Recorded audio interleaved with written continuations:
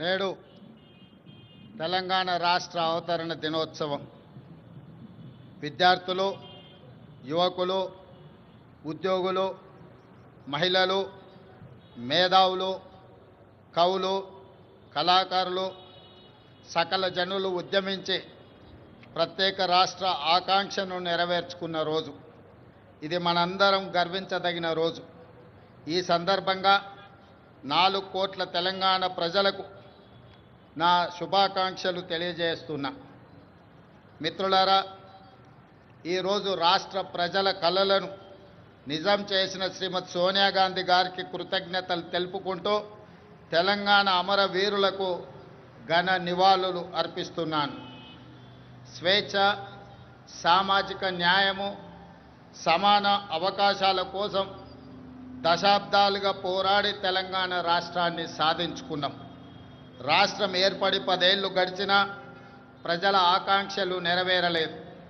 అందుకే 10 ఏళ్ల ఆధిపత్యాన్ని తిరస్కరించి ప్రజలు ప్రజాప్రభుత్వాన్ని ఏర్పాటు చేసుకున్నారు. డిసెంబర్ 7, 2023న మేం బాధ్యతలు స్వీకరించిన క్షణం నుంచి ప్రజల ఆకాంక్షలను నెరవేర్చేందుకు నిరంతరం ప్రయత్నం మొదలుపెట్టాం. మేం బాధ్యతలు చేపట్టే నాటికి రాష్ట్ర ఆర్థిక వ్యవస్థ అస్తవ్యస్తమైనది. వ్యవస్థలన్నీ నిర్వీర్యమయ్యాయి. జరిగిన తప్పిదాలను సరిదిద్ది రాష్ట్రాన్ని గాడిన పెట్టాల్సిన బాధ్యత మాపై ఉంది. ఇది నల్లేరుపై నడక కాదని మాకు తెలుసు. అయినా ప్రజా ఆకాంక్షలను నెరవేర్చే ప్రజాప్రభుత్వ ఎజెండాగా తెలంగాణ పునర్నిర్మాణ దశగా ప్రయత్నిస్తూ ముందుకు వెళ్తున్నాం. మిత్రులారా, కట్టు బానిసత్వాన్ని, వెట్టి చాకిరిని తెలంగాణ సమాజం ఏమాత్రము సహించదు. అందుకే ప్రజాప్రభుత్వంలో ప్రజల ఆలోచనలే మా ఆచరణగా ముందుకు వెళ్తున్నాం. గత 10 ఏళ్ల నిర్వీర్యమైన వ్యవస్థలను ఒక్కొక్కటిగా చక్కదిద్దుతున్నాం. నిర్లక్ష్యానికి గురైన యూనివర్సిటీలకు వీసీలను నియమించాం. తెలంగాణ పబ్లిక్ సర్వీస్ కమిషన్ని ప్రక్షాళన చేసి పోటీ పరీక్షలను నిర్వహిస్తున్నాం. విద్యా కమిషన్, వ్యవసాయ కమిషన్ని ఏర్పాటు చేసుకున్నాం.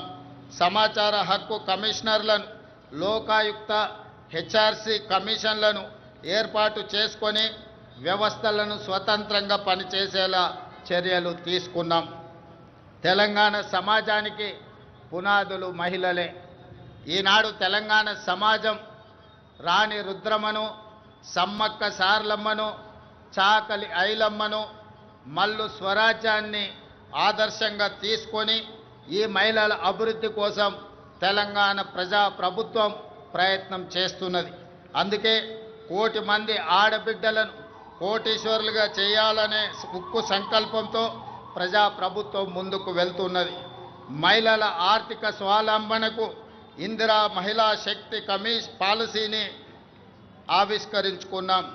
మహిళలను పారిశ్రామికవేత్తలుగా తీర్చిదిద్దే లక్ష్యంతో తొలి ఏడాదిలోనే 21,000 కోట్ల సున్నా వడ్డీ రుణాలను మహిళలకు పంపిణీ చేశాం. పాఠశాలల్లో మౌలిక వసతులను కల్పించేందుకు పనులను అమ్మ ఆదర్శ కమిటీలకు అప్పజెప్పాం. దేశంలో అదానీ అంబానీలతో పోటీ పడేలా మహిళా స్వయం సహాయక సంఘాలతో సోలార్ విద్యుత్ ఉత్పత్తి ప్లాంట్లను ఏర్పాటు చేయించాం. పెట్రోల్ బంకులు, పాఠశాల నిర్వహణ, యూనిఫామ్ల కుట్టు పనితో పాటు మహిళా శక్తి క్యాంటీన్లను నిర్వహించేలా మహిళలను ప్రోత్సహిస్తున్నాం. తాము తయారు చేసిన ఉత్పత్తులను విక్రయించేందుకు అంతర్జాతీయ మార్కెట్లో మహిళా సంఘాలు పోటీ పడేలా హైటెక్ సిటీ పక్కన శిల్పారామంలో 100 ఇందిరా మహిళా శక్తి స్టాళ్లను ఏర్పాటు చేసి వాళ్ళు ఉత్పత్తి చేసిన వస్తువులను ప్రపంచ దేశాలకు పరిచయం చేసే విధంగా ఈనాడు వేదికను పరిచయం చేశాం. ఇందిరా మహిళా శక్తి సంఘాలకు ఆర్టీసీ బస్సుల్లో మహిళలకు ఉచిత బస్సు ప్రయాణం సౌకర్యం కల్పించడమే కాదు, ఆ బస్సులకు వారిని యజమానులను చేశాం. ఈనాడు ఆర్టీసీ ప్రైవేటులో ఏదైతే వ్యాపార సంస్థల నుంచి ఒప్పందాలు చేసుకొని బస్సుల నిర్వహణను ఏర్పాటు చేస్తున్నారో ఆ బస్సులను మహిళా సంఘాలతో కొనుగోలు చేయించి ఇప్పటికే 150 బస్సులను ఇవ్వడం జరిగింది. తొందరలోనే 450 బస్సులను మహిళలకు అందించడం ద్వారా ఆర్టీసీలో మహిళలు ఉచితంగా బస్సు ప్రయాణం చేయడమే కాదు, ఆర్టీసీ సంస్థకు 600 బస్సులను ఈరోజు ఎంగేజ్ చేసి వాళ్ళు ఆర్థికంగా ఎదగడానికి రాష్ట్ర ప్రభుత్వం మహిళా సంఘాలకు చేయూతనందిస్తూ ముందుకు వెళ్ళడం జరుగుతుంది. అదేవిధంగా మహాలక్ష్మి పథకం ద్వారా 500 రూపాయలకే గ్యాస్ సిలిండర్ ఇవ్వడమే కాదు, 200 యూనిట్లు ఉచిత విద్యుత్తు ఈనాడు ఆడబిడ్డలకే మనం ఇవ్వడం జరుగుతుంది.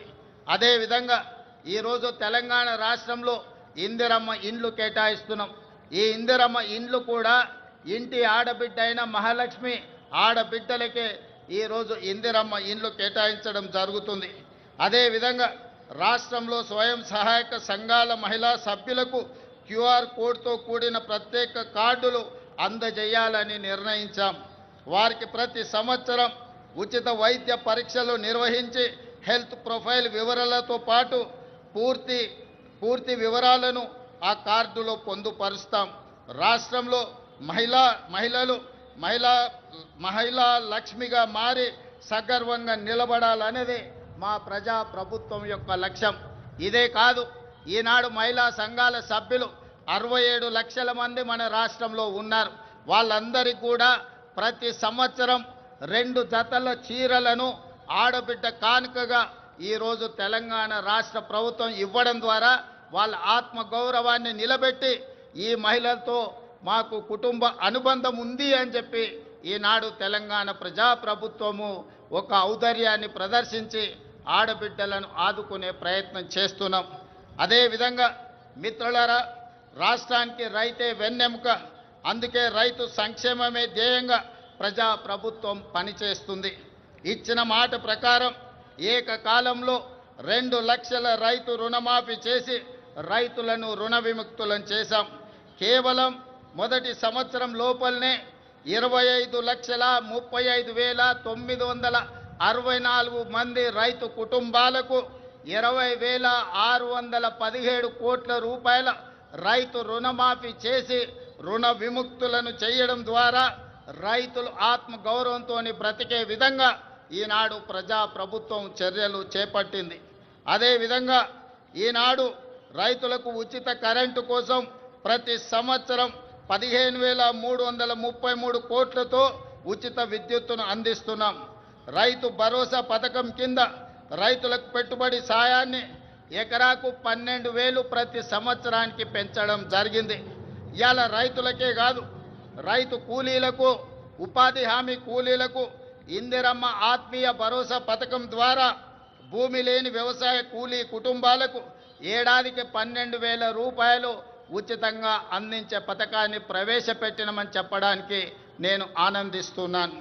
అదేవిధంగా వరి ధాన్యానికి మద్దతు ధరతో పాటు సన్న వడ్లకు 500 రూపాయల బోనస్ ఈరోజు చెల్లిస్తున్నాం. దీనివల్ల రైతులకు అదనపు ఆదాయం లభించడమే కాకుండా రాష్ట్రంలో సన్న ధాన్యం దిగుబడి భారీగా పెరిగింది.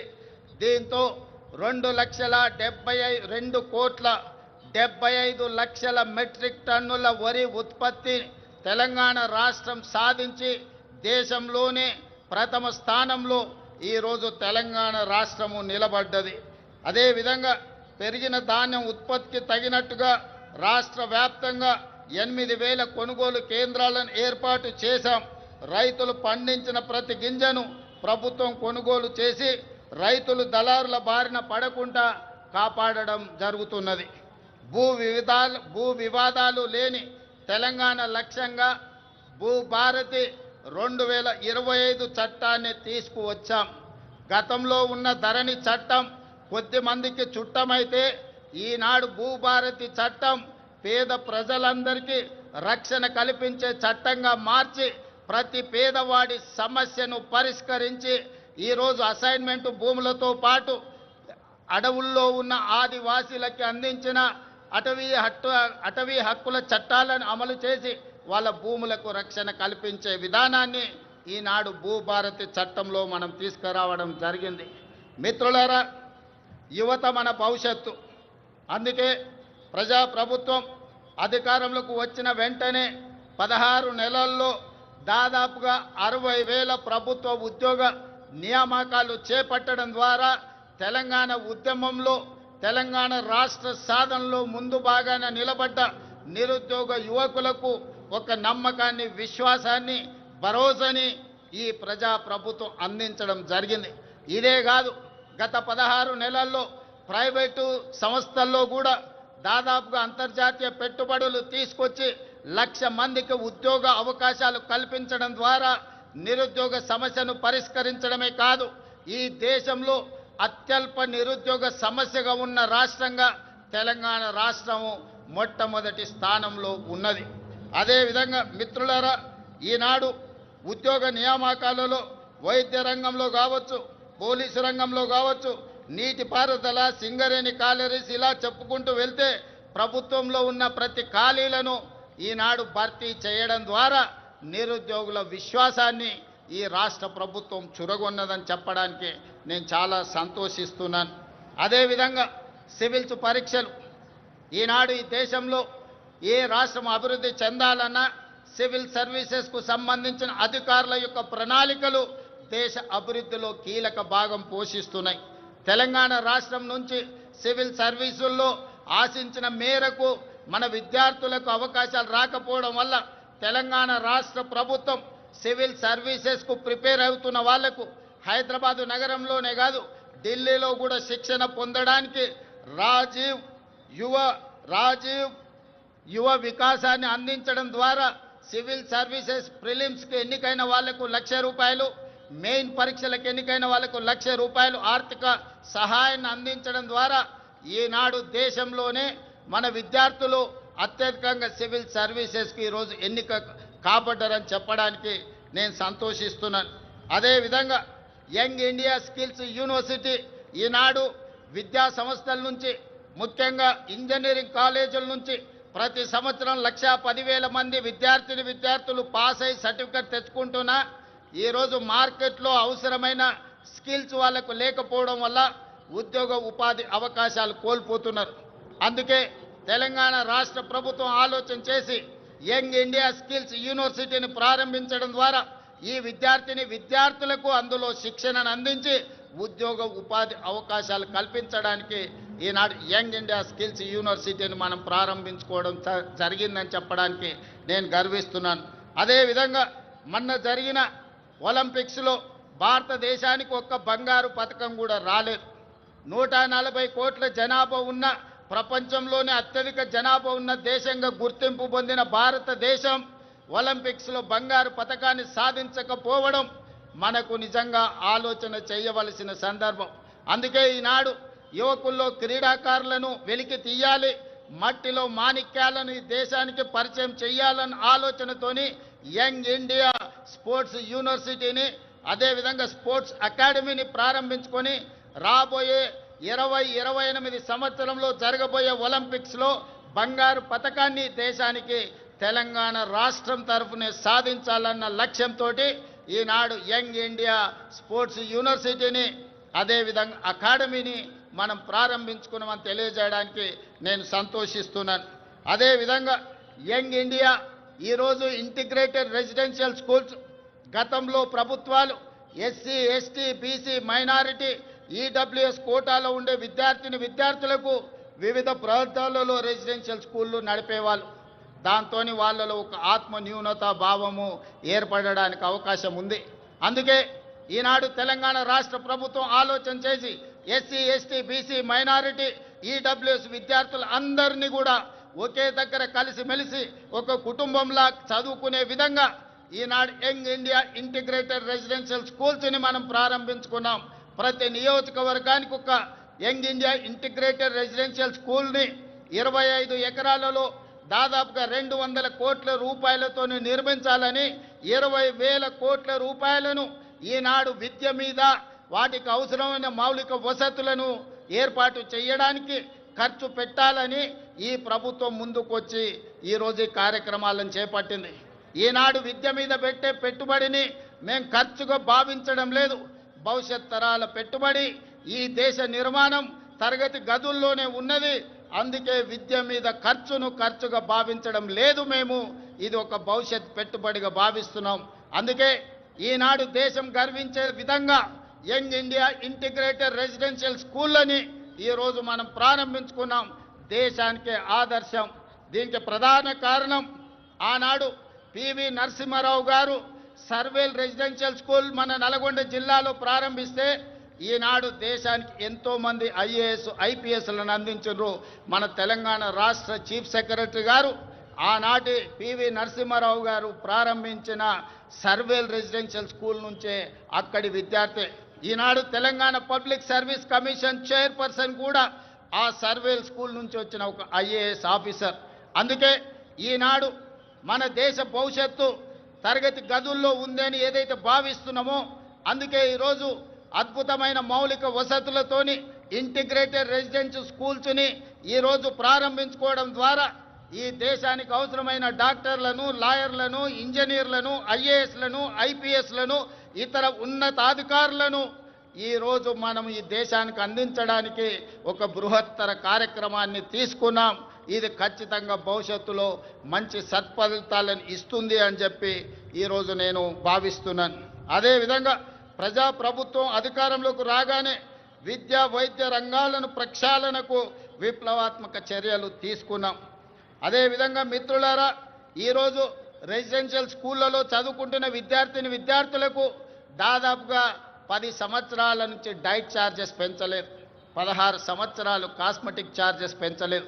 అందుకే ప్రజాప్రభుత్వం రెసిడెన్షియల్ స్కూల్లో చదువుకుంటున్న పిల్లలకు 40% డైట్ ఛార్జెస్ పెంచడమే కాదు 200% కాస్మెటిక్ ఛార్జెస్ పెంచడం ద్వారా గ్రామీణ ప్రాంతాల నుంచి వచ్చిన తండాలలో, గూడాలలో, మారుమూల పల్లెల్లో పేద కుటుంబాల నుంచి విద్యార్థులు రెసిడెన్షియల్ స్కూల్లో చదువుకుంటున్న వాళ్లకు తల్లిదండ్రుల మీద ఆధారపడకుండా ఈనాడు 200% కాస్మెటిక్ ఛార్జెస్ పెంచడం ద్వారా ప్రతి నెల వాళ్ళకు విధిగా అందించే విధంగా ఈనాడు ప్రభుత్వం చర్యలు చేపట్టి ఆ విద్యార్థులు ఆత్మగౌరవంతో చదువుకునే విధంగా ఈరోజు ప్రభుత్వం చర్యలు చేపట్టిందని చెప్పడానికి నేను ఆనందిస్తున్నాను మిత్రులారా.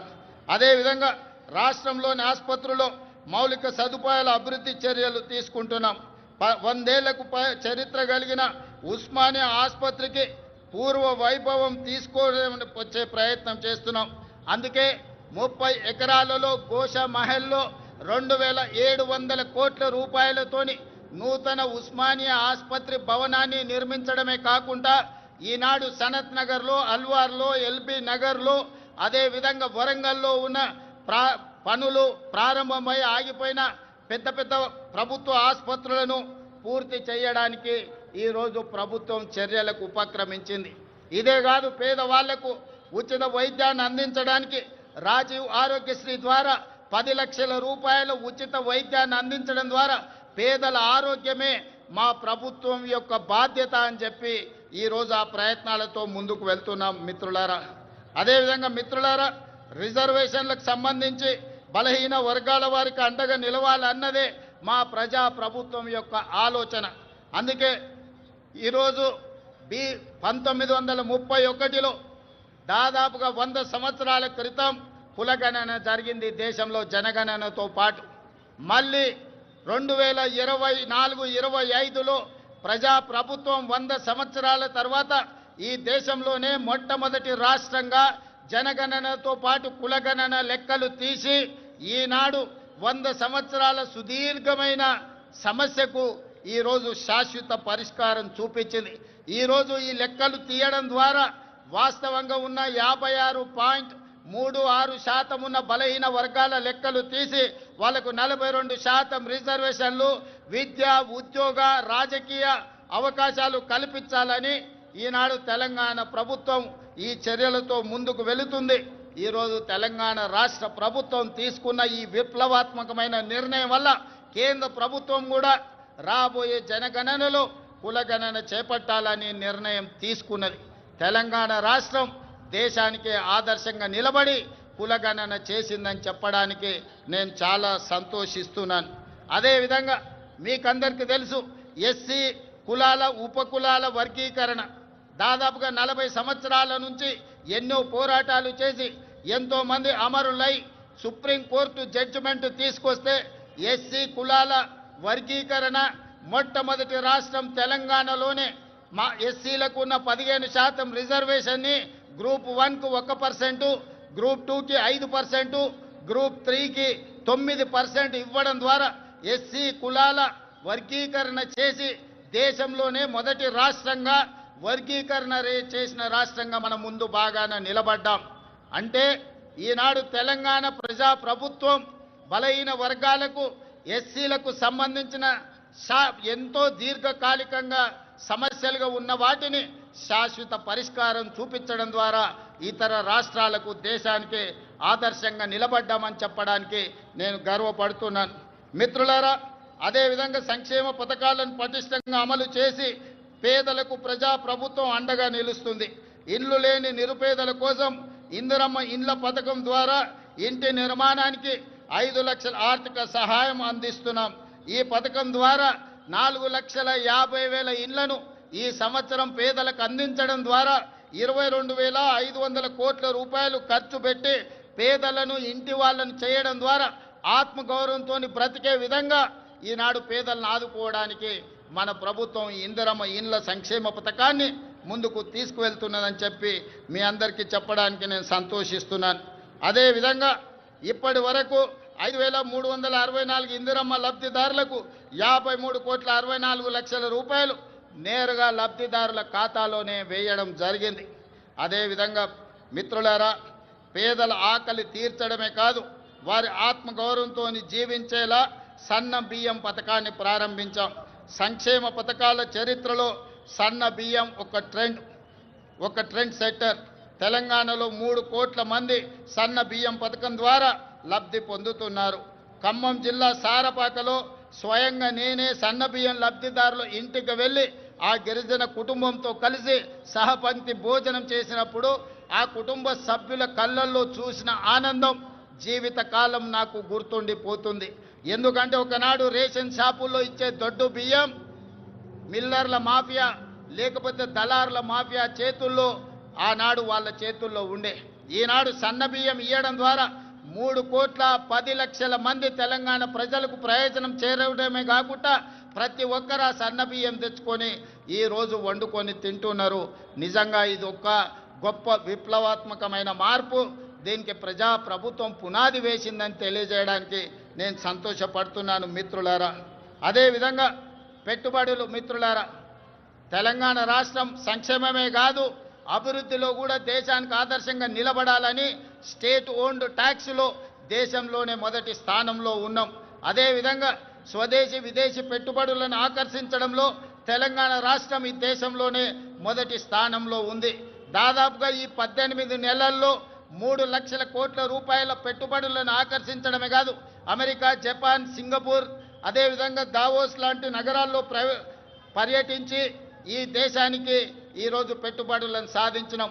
అదే కాకుండా ఈరోజు జపాన్కి సంబంధించిన మేయర్ గారు ఈ ప్రత్యేక రాష్ట్ర అవతరణ దినోత్సవంలో పాల్గొనడం ద్వారా మనకు స్ట్రాటజిక్ పార్ట్నర్గా మన తెలంగాణ ముఖ్యంగా హైదరాబాదు నగరాన్ని పారిశుద్ధ్య రహిత నగరంగా తీర్చిదిద్దడానికి జపాన్ మనకు సహకరిస్తుంది. అందుకే ఈరోజు రాష్ట్ర అవతరణ దినోత్సవంలో వారు కూడా పాల్గొనడం జరిగింది. వారికి కూడా మనస్ఫూర్తిగా అభినందనలు తెలియజేస్తున్నాను తెలంగాణ ప్రజల తరఫున. అందుకే ఈరోజు తెలంగాణ రాష్ట్ర ప్రభుత్వం భవిష్యత్తు ప్రణాళికలు రచించుకోవడానికి తెలంగాణకు ఒక విజన్ డాక్యుమెంట్ తీసుకురావాలని, ఆ విజన్ డాక్యుమెంటే తెలంగాణ రైజింగ్ 2047. ఈరోజు ఆ పాలసీ డాక్యుమెంట్ ద్వారా రాబోయే తరాలకు భవిష్యత్తు ప్రణాళికలు అందించడమే కాదు తెలంగాణ రాష్ట్రాన్ని ప్రపంచంతోనే పోటీ పడే విధంగా అభివృద్ధి పదం వైపు నడిపించాలన్న ఒక పాలసీ డాక్యుమెంట్ను తెలంగాణ రాష్ట్రం తీసుకురావడానికి ప్రయత్నం చేస్తుంది అని చెప్పి తెలియజేయడానికి నేను ఎంతో సంతోషిస్తున్నాను. ప్రపంచ నగరాలతో ధీటుగా హైదరాబాదు నగరాన్ని తీర్చిదిద్దేందుకు ప్రణాళికలు రూపొందిస్తున్నాం. మూసీ నదికి పూర్వ వైభవం తెచ్చేందుకు మూసీ పునరుజ్జీవన ప్రాజెక్టును మనం చేపడుతున్నాం. బాపు ఘాట్ను అంతర్జాతీయ స్థాయిలో గాంధీ సరోవర్గా తీర్చిదిద్దాలని మనం అనుకుంటున్నాం.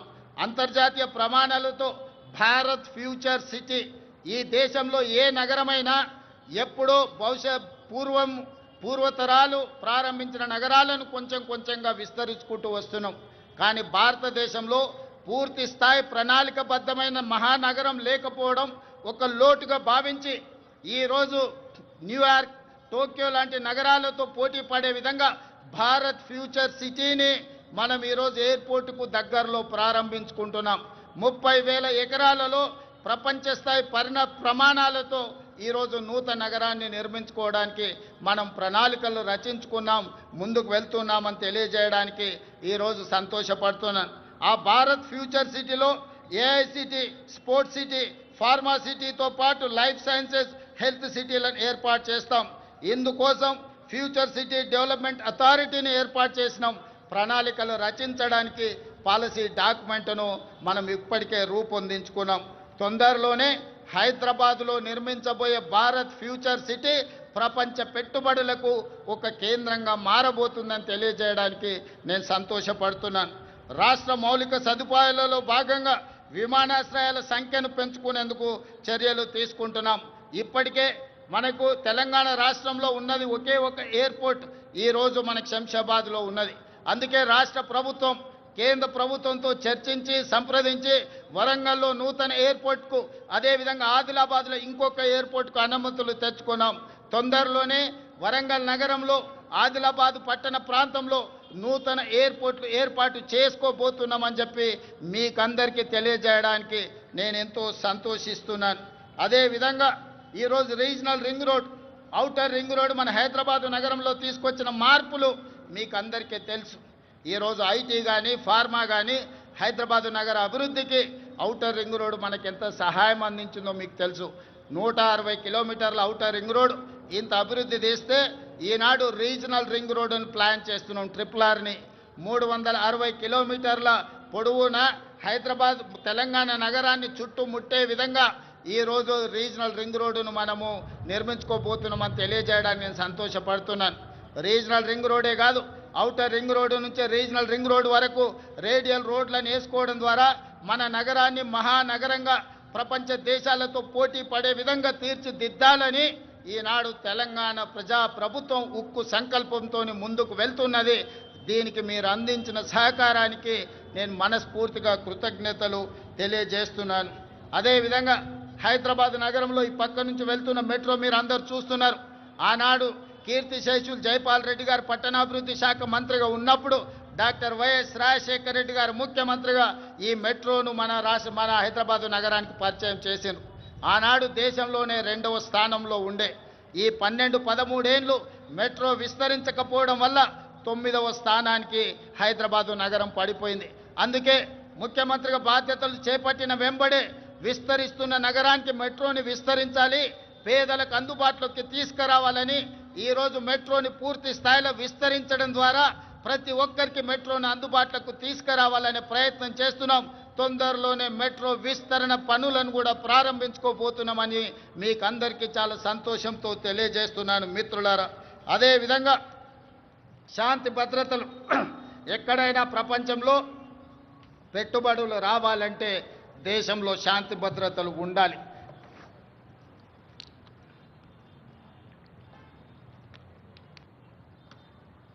శాంతి భద్రతలు లేని దేశానికి పెట్టుబడులు రావు. అందుకే ఈరోజు హైదరాబాద్ నగరాన్ని, తెలంగాణను దేశంలోనే నెంబర్ 1గా తీర్చిదిద్దిన పోలీసింగ్ వ్యవస్థ ఈరోజు మనకు ఉన్నది. కేంద్ర ప్రభుత్వమే నిర్వహించిన సర్వేలలో తెలంగాణ రాష్ట్ర పోలీసులు అత్యంత పకడ్బందీ శాంతి భద్రతలను కాపాడడంలో దేశంలోనే మన మొదటి స్థానంలో నిలబడ్డాం. ఇదే కాదు, డ్రగ్స్ను నియంత్రించడంలో కూడా ప్రపంచ దేశాలు పోటీ పడితే మన తెలంగాణ రాష్ట్రానికి మొదటి బహుమతి వచ్చింది. మన అధికారులు దుబాయ్లో ఆ మొదటి స్థానాన్ని, గుర్తింపును, గౌరవాన్ని స్వీకరించడం జరిగింది. అందుకే ఈనాడు మిత్రులారా, తెలంగాణ రాష్ట్రంలో శాంతి భద్రతలను కాపాడడంలో దేశంలోనే మొదటి స్థానంలో ఉండడమే కాదు, ఈరోజు డ్రగ్స్, గంజాయి యువతను నిర్వీర్యం చేస్తుంది. పాఠశాల స్థాయిలోనే ఈ సమస్యను మనం కళ్ళతో చూస్తున్నాం. అందుకే ఈరోజు డ్రగ్స్, గంజాయిని నియంత్రించడమే కాదు, ఉక్కు పాదంతో అణిచివేయాలన్న ఆలోచనతోని పోలీస్ వ్యవస్థను పూర్తిగా ప్రక్షాళన చేసి సంపూర్ణమైన అధికారులని వాళ్ళకు అధికారాన్ని అందించి తెలంగాణ రాష్ట్రంలో గంజాయి అమ్మే వాళ్ళు కానీ డ్రగ్స్ వినియోగించే వాళ్ళు కానీ కాలు పెట్టాలంటే వెన్నులో చలి జ్వరం వచ్చే విధంగా ఈనాడు మన పోలీసులు పనిచేస్తున్నారు. ఇదే కాదు, సైబర్ క్రైమ్ మీకు తెలుసు. ప్రతిరోజు సైబర్ క్రైమ్ ద్వారా మోసపోయిన వాళ్ళని ఎంతో మందిని టీవీలో పేపర్లలో చూస్తున్నాం.